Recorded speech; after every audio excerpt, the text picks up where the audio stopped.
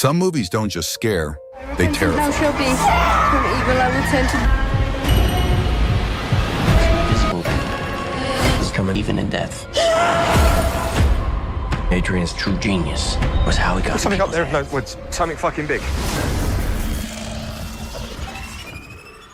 दोस्तों, कुछ फिल्में होती हैं जो डराती हैं, लेकिन कुछ ऐसी होती हैं जो आपके रूह तक को कपा देती हैं।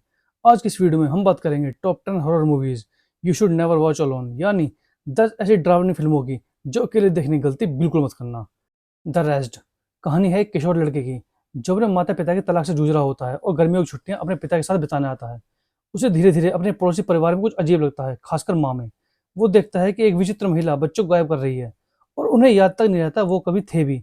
यह फिल्म बच्चों को निकल जाने वाली प्राचीन चुड़ैल पर आधारित है जो इंसानों के शरीर को कंट्रोल कर सकती है।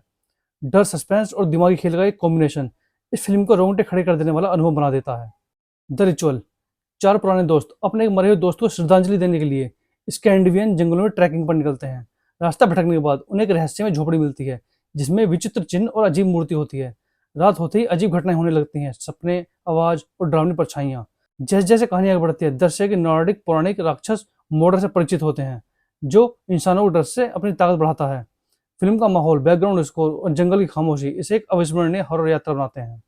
टेरिफाइड अर्जेंटीना की राजधानी में कुछ ऐसे केस सामने आते हैं जिन्हें साइंस से समझना नामुमकिन है। एक बच्चा जो मरा हुआ होता है घर वापस आकर टेबल पर बैठा होता है, पूरी तरह शांत लेकिन डरावना। एक महिला जो अपने बाथरूम में शैतान जैसी चीजों को देखती है और एक पड़ोसी जो अजीब आवाजें सुनता है। फिल्म में एक टीम ऑफ इन्वेस्टिगेटर्स आती है जो कोशिश करती है इन घटनाओं की तह तक जाने की, लेकिन जितना वो खुदाई करते हैं उतना ही गहरा अंधेरा उनके सामने आता है। द विच 1630 का न्यू इंग्लैंड एक पवित्र और धार्मिक परिवार जंगल किनारे नया घर बसाता है, लेकिन जल्द ही उनका नवजात बच्चा गायब हो जाता है और खेतों में फसलें सूखने लगती हैं। बेटी थॉमसन पर चुड़ैल होने का शक किया जाने लगता है। यह फिल्म धीमी गति से डर पैदा करती है। कोई ब्लडी सीन्स नहीं, कोई जोर जबरदस्ती नहीं, बस एक ठंडा खामोश डर जो मन के अंदर तक घुस जाता है। डायलॉग्स पुरानी अंग्रेजी में है जो उस जमाने की रियलिटी को और ज्यादा प्रमाणिक बनाते हैं। द इनविजिबल मैन सिसिलिया एक अब्यूसिव रिश्ते से भागती है, लेकिन उसे यकीन है उसका बॉयफ्रेंड मरा नहीं है। वो अदृश्य होकर उसका पीछा कर रहा है। वो सबको समझाने की कोशिश करती है, लेकिन उसकी बात पर कोई यकीन नहीं करता। धीरे धीरे घटनाएं इतनी डरावनी और व्यक्तिगत हो जाती हैं कि उसकी मानसिक स्थिति पर भी सवाल उठने लगते हैं। यह फिल्म डोमेस्टिक वायलेंस और गैसलाइटिंग जैसी गंभीर थीम्स को हॉरर में बदल देती है। यह फिल्म एक साइकोलॉजिकल हॉरर थ्रिलर है जो दिखाती है कि सबसे बड़ा डर वही होता है जो कोई और नहीं, सिर्फ आप महसूस करते हैं। मिडसोमर एक कपल जो अपने रिश्ते में परेशान है दोस्तों के साथ स्वीडन गांव जाता है जहां हर 90 साल में एक पारंपरिक पर्व मनाया जाता है। शुरू में सब अच्छा लगता है, फूल, लोग, डांस, धूप, लेकिन जल्दी पता चलता है कि एक कल्ट है जो इंसानी बलि चढ़ाता है। फिल्म दिन में शूट की गई है, लेकिन उसकी सनलाइट में छिपी क्रूरता और पागलपन इसे अलग ही बना देते हैं। हॉरर को डार्क में दिखाने की जगह ये फिल्म उसे खुले आसमान के नीचे उजागर करती है। ये एक विजुअल ट्रिप है जो आपके दिमाग में हमेशा के लिए छप जाती है।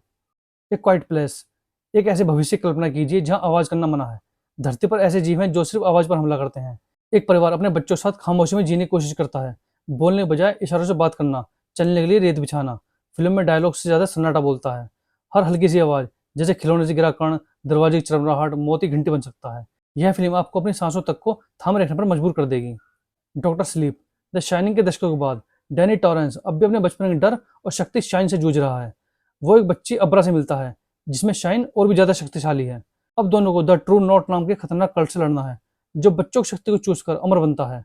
फिल्म में पुराने ओवरलुक होटल के सेट को फिर से जीवंत किया गया है। फ्लैशबैक, इमोशंस और नए किरदार ये सब मिलकर कहानी को एक गहराई और भय का नया स्तर देते हैं। यह केवल एक हॉरर नहीं है बल्कि एक इमोशनल जर्नी है। द ऑटोप्सी ऑफ जेनिडो एक रात पुलिस एक अज्ञात महिला की लाश एक घर से लाती है जहां सब मरे होते हैं लेकिन बिना किसी हिंसा के। एक पिता पुत्र की टीम लाश का पोस्टमार्टम शुरू करती है और जैसे जैसे वो लाश को खोलते जाते हैं वैसे वैसे अजीब घटनाएं होने लगती हैं। लाश बाहर से पूरी तरह ठीक लगती है लेकिन अंदर तो बहुत कुछ गलत है। यह फिल्म क्लास्ट्रोफोबिक है। एक कमरे में बंद रहकर पैदा हुआ डर पूरे शरीर में फैल जाता है। धीमे लेकिन बढ़ते हुए डर के साथ यह फिल्म परफेक्ट थ्रिलर है। हेरिडिएटरी एनी ग्रैहम की मां की मौत के बाद उसके परिवार के साथ अजीब घटनाएं होने लगती हैं। उसकी बेटी, बेटा और पति सब एक ऐसी कड़ी में फंसते जाते हैं जो उन्हें किसी प्राचीन राक्षसी शक्ति की ओर ले जाती है। धीरे धीरे ये साफ होता है कि पूरा परिवार एक विरासत में मिले सांप का हिस्सा है। हेरिडिएटरी सिर्फ एक डरावनी फिल्म नहीं है, ये गम, मानसिक पीड़ा और पैतृक पागलपन का ऐसा मेल है जो आपको अंदर तक झकझोर देगा। कोई म्यूजिक या अचानक डराने वाला सीन नहीं, बस धीरे धीरे आपके मन के अंदर रेंगता हुआ डर। ये वो फिल्म है जिसे देखकर आप कुछ देर खामोशी में बैठेंगे और फिर रोंगटे खड़े हो जाएंगे। तो दोस्तों, ये थी वो टॉप 10 हॉरर फिल्में जिन्हें अकेले देखने की भूल कभी मत करना।